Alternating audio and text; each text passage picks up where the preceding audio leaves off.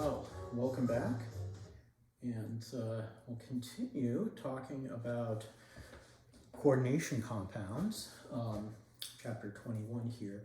And in this video, I wanted to start off talking about bonding and how we describe the bonding in coordination compounds. So,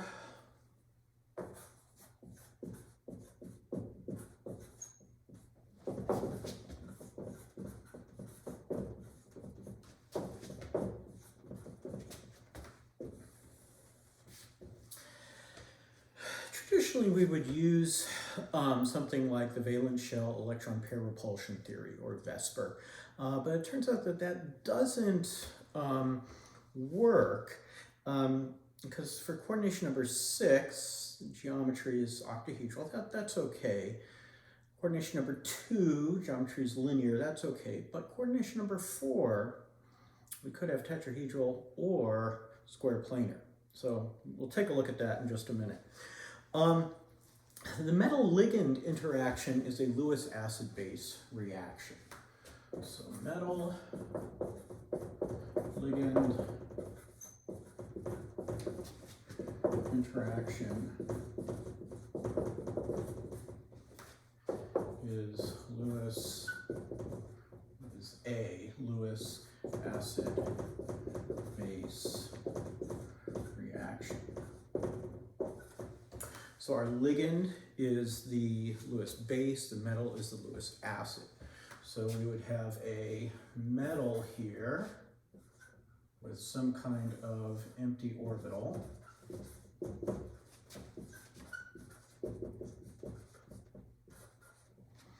And then we'll have a ligand that comes along with a lone pair. So it's got its orbital here, and we'll put these single barbed arrows there to indicate our pair of electrons. And then we'll get orbital overlap between the lone pair, the occupied orbital on the ligand, and the unoccupied orbital on the metal. So we end up with this blobby thing between the metal and the ligand, and then we've got blobs on the other side, but this shared electron density is what holds the ligand to the metal. And so we call it a coordinate covalent bond because it's kind of like a covalent bond in that we've got shared electron density, but it's not a true covalent bond. Not a true covalent bond. The metal doesn't bring any electrons to the party in this case. Now the metal has to have enough empty hybrid orbitals to accommodate the lone pairs of all the ligands. So if we wanted to, we could take a look at, and maybe I'll just kind of set it aside here.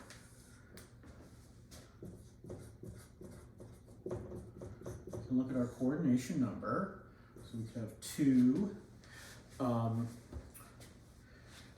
Let's start with the big ones instead. Let's go 6, 4, 4, 2. Got 6, 4, 4, 2. And our geometry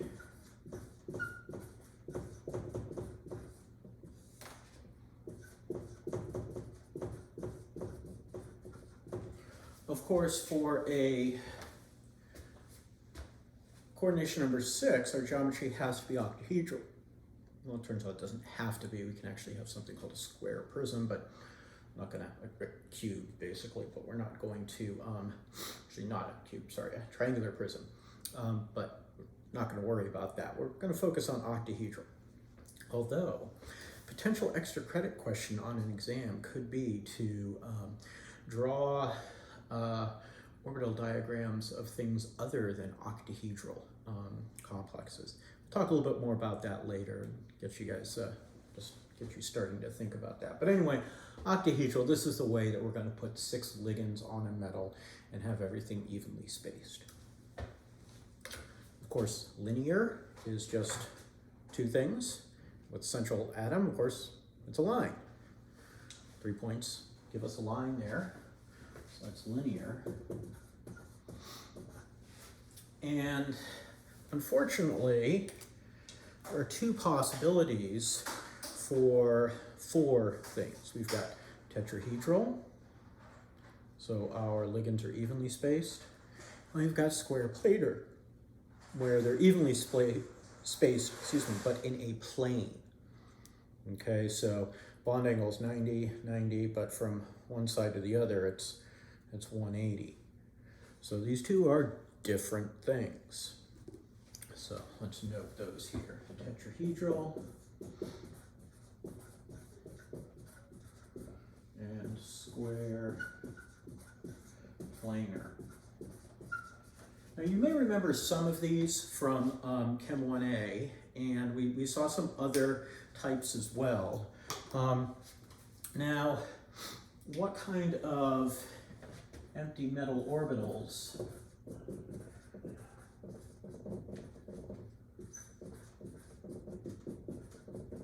do we need? Okay, so this isn't just what empty metal orbitals would we have, it's what we need. So for octahedral, we need to bind 6 things. So we could have an s orbital, 3 p orbitals, and 2 d orbitals. So sp3d2. sp3d2. Linear would simply be sp. 2 things, 2 orbitals. Now for 4 things, we need to get 4 orbitals. So tetrahedral, it's sp3. I mean, that's what it is, according to our valence shell electron pair repulsion theory. What about square planar? How do we get this geometry? Mathematically speaking, if we combine an s orbital with 3 p orbitals, it ends up being tetrahedral. To get something like this, I don't know. sp2d, question mark, exclamation point. Chess notation for a questionable move. I don't know.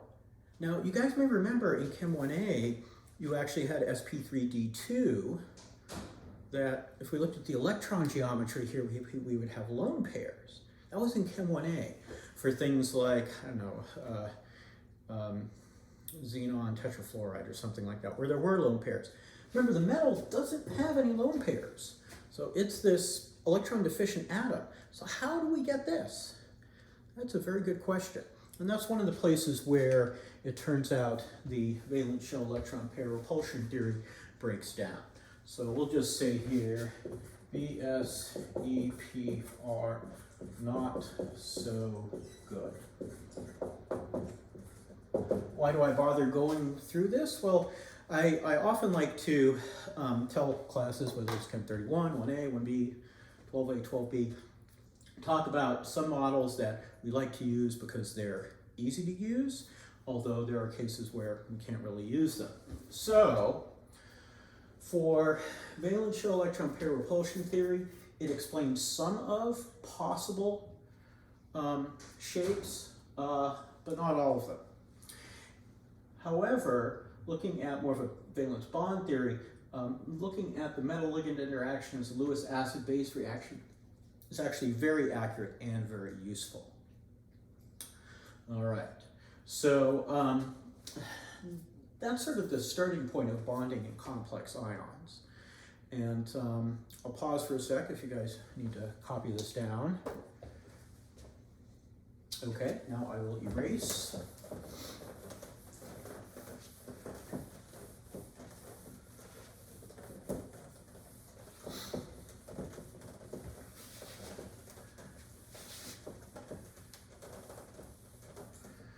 And we'll go ahead and move my models out of the way here. Sorry about that. We'll go ahead and look at some other ways, or rather an other way of describing bonding in a complex ion. So we'll say bonding in complex ions. So the best way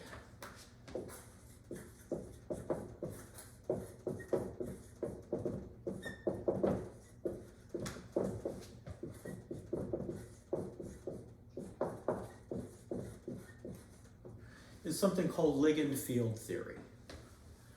and this uses, why am I writing a P here? I don't know. This makes use of, uses molecular orbital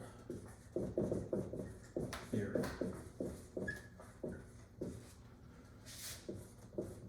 So this is complex and we won't deal with it. So we'll say complex, frowny face. We don't want complex right now. So no frowny face there. All right. So what we're going to do is a simplified model called a crystal field model, crystal field theory.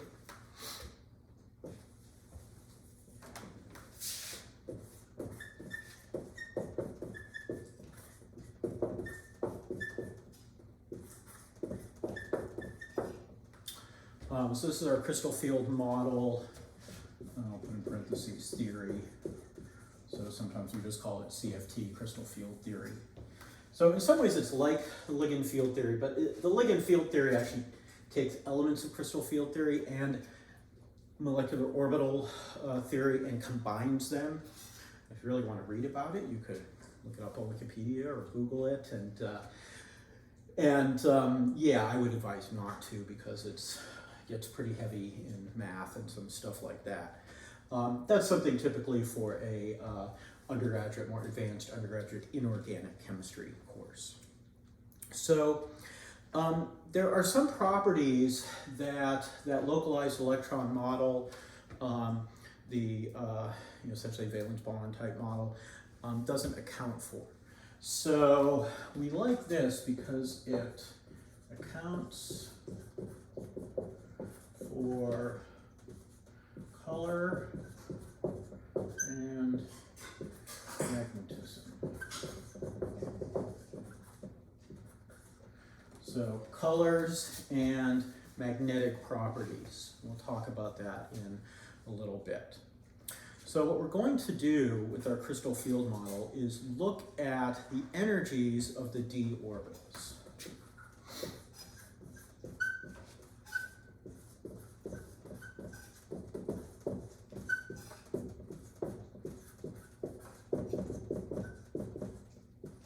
Okay, so that's going to be our focus here. And we have to make some assumptions here. Bear with me.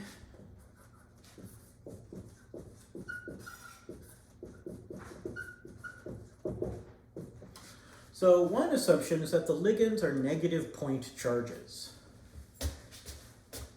Yeah, that's just the assumption. I know it's crazy, but we'll go with it.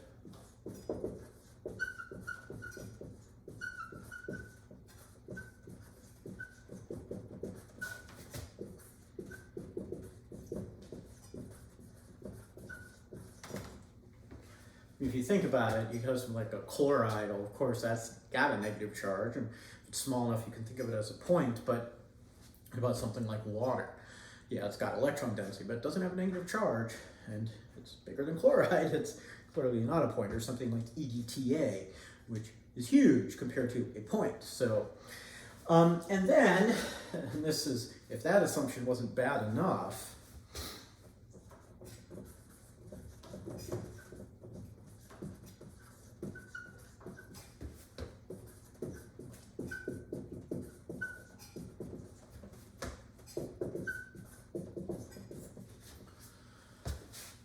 the second assumption is that the metal-ligand bonding is ionic.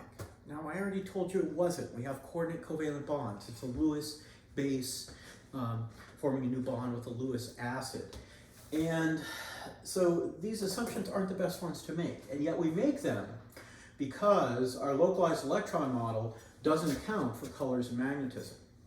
Unfortunately, crystal field theory doesn't account for reactivity. So that's why we end up using ligand field theory, even though it's more complex. Again, we're not going to get into ligand field theory. I think just to maybe wrap things up a little bit here, I'll pause for a sec, let you guys copy things down. Okay, now that we're back, I can erase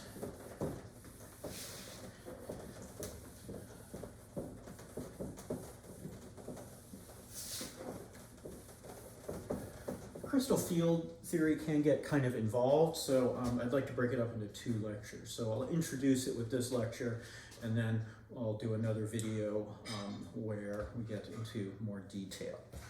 So let's look at crystal field model. And in this case, we're going to look at octahedral complexes. That is, like a complex ion or something that maybe isn't an ion. So what we do is we start with our d orbitals here. We'll do an energy diagram. So we've got 1, 2, 3, 4, 5.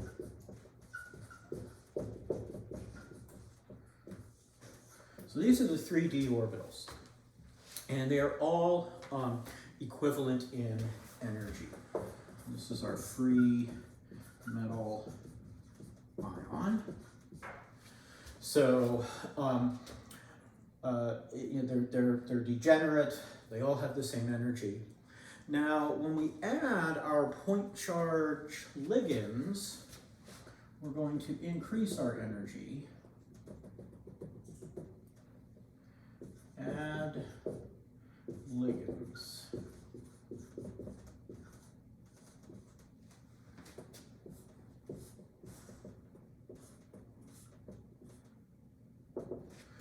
Okay, and the energy that we get of our new d orbitals depends on which d orbitals they are.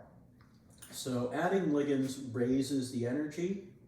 It raises at different amounts depending on what we have. These top 2 guys we call the E2G orbital, sorry, the EG orbitals, and here are the T2G orbitals. And that's just, it describes both of them. But if we wanted to look at the actual individual d orbitals, we have our dz squared and our d x squared minus y squared, squared minus y squared. Here we have dxy, dxz, dyz. And really what we're looking at here is how the orbitals interact with those point charges that we bring in as octahedral ligands. So for example, we might look at a dz squared. So here's our metal. We've got like that ring around the middle. So this is our dz squared orbital. Now, if we compare that to the ligand field, well, if it's octahedral, then I've got a ligand, ligand, ligand, ligand. I have a ligand up here and a ligand there.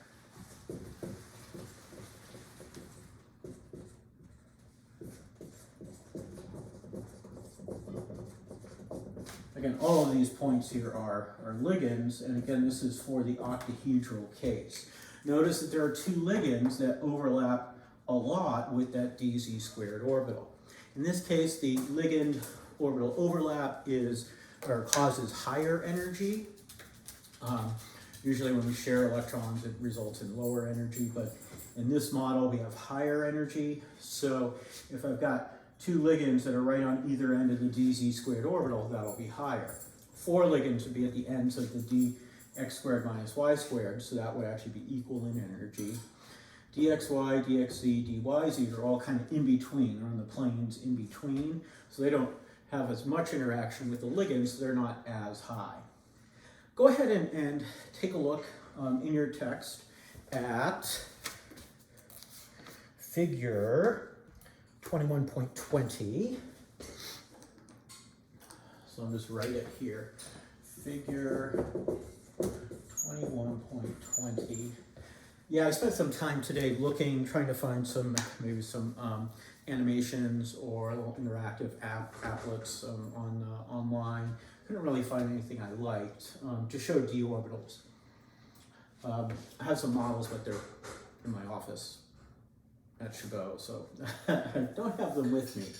I have models of d orbitals, but go back and take a look in your text at figure 21.20, which is d orbitals interacting with the octahedral ligands. You can look back further into chapter 7, I think. Look at just what the d orbitals look like. But this is going to be the basis for what we see in terms of looking at magnetism and looking at color.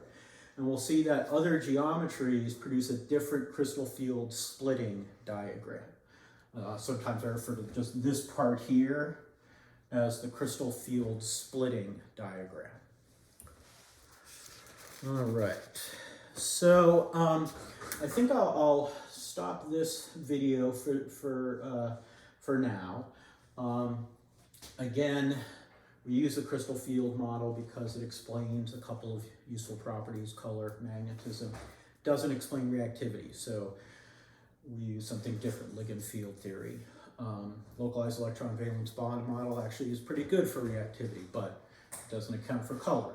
So different theories account for different properties or explain different properties. So we use them kind of to do whatever we need to do in particular. So yeah, I'll get into more detail in the next video. So until then, I'll talk with you later.